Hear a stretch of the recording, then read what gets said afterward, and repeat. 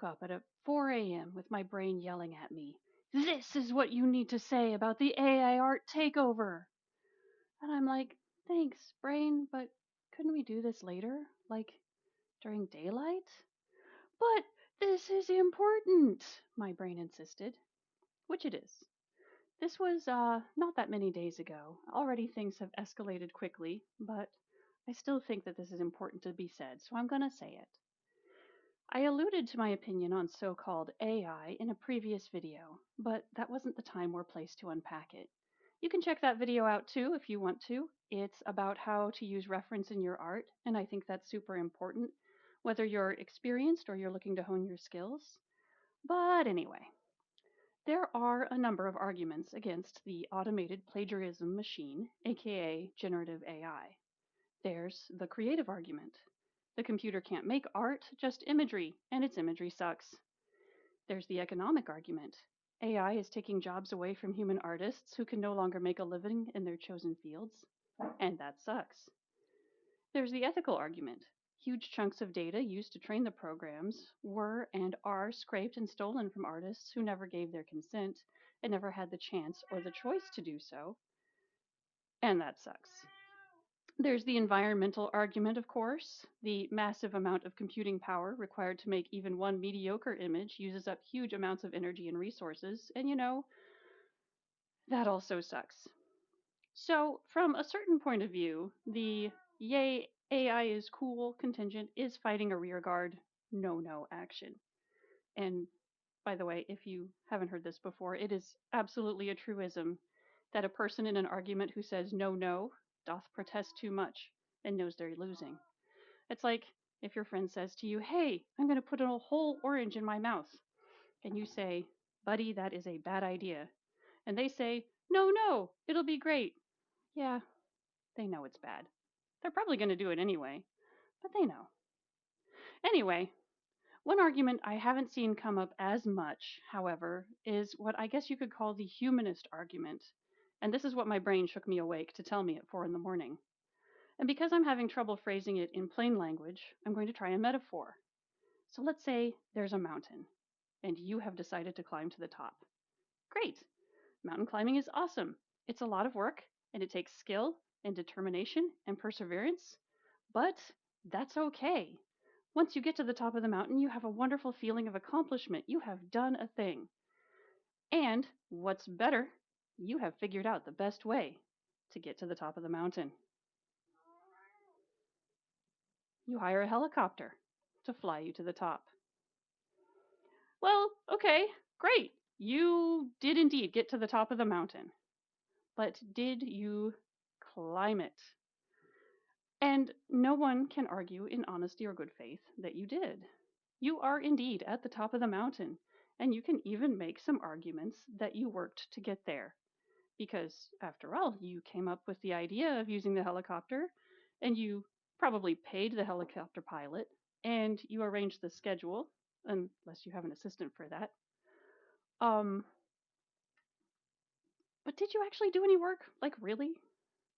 It seems like the assistant who did the scheduling and the pilot who did the piloting did the actual work, and you just sort of crossed your hands behind your back and kicked back and enjoyed the ride. So, yeah, thus it is with generative AI. Yeah, maybe you typed some phrases in a text box, and the little gremlins that live in the machine cranked out a picture of an uncanny valley anime girl, but you have not made art.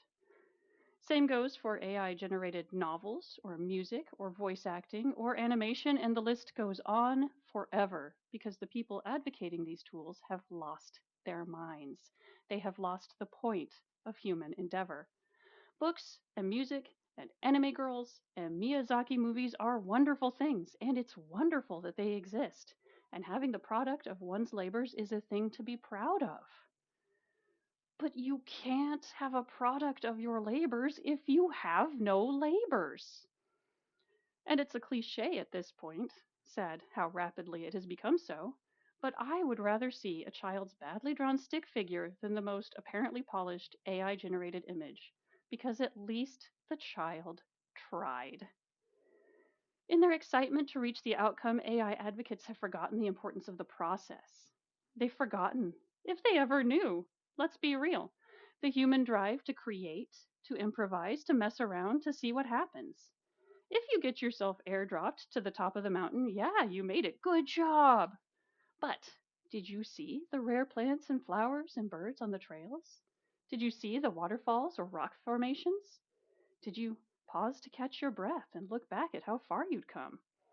Or did you get so fixated on the top of the mountain you forgot about the important things, the felicities and happy accidents that breathe joy into a life of struggle? And did you forget about the struggle itself that can make you a stronger, more decent, more capable human being if you let it? Hands are hard to draw. Drawing is hard. So let's let the computer do it for us? What are we supposed to do with ourselves if the computer takes away all of our opportunities for accomplishment? Not to mention that hands are actually not that hard to draw, which sounds like a flex, but it's not. It just takes practice. And the computer is also bad at drawing hands. And if I tell you that I love drawing hands, it still sounds like a flex. If I love, no, yes, maybe. And I love commiserating with younger artists who are still learning how to do it. But the learning itself is valuable, not just as a step on the path up the mountain. Just as a muscle weakens and atrophies if it's not used, so too our minds, our wills, our imaginations weaken and atrophy. And I'm aware that's kind of a so what statement, but so what? Isn't life more than doom scrolling and eating junk?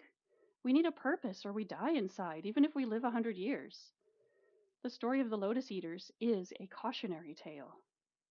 And, look it up if you haven't heard of it. Like, seriously, please. One last thing. The big news in automated plagiarism is a bot setting that imitates the work of animation legend Hayao Miyazaki. Yes, now, for the low, low price of your soul and your dignity, you too can generate an image of you and your cat that rips off Studio Ghibli's famous style. You probably already know that Miyazaki-san called generative AI an insult to life itself. But tech bros are here to tell us that he has missed the point. He could fire all his animators, let a machine make his movies, and sit back and rake in the cash. Which just misses the point so hard. In this battle against the dark side of this technology, the cleft between those who value human endeavor and those who just want to rake in the easy money is only getting wider. Somehow, we have to find a way to bridge that gap. And it's a battle worth fighting. So, yeah, that's what I've got to say. Thanks to my brain for waking me up at 4 a.m. to get this all out. If you like this video, hit that little thumbs up button, subscribe if you feel like it. I make videos sometimes, and please check out my Patreon. The link's in the description. Bye.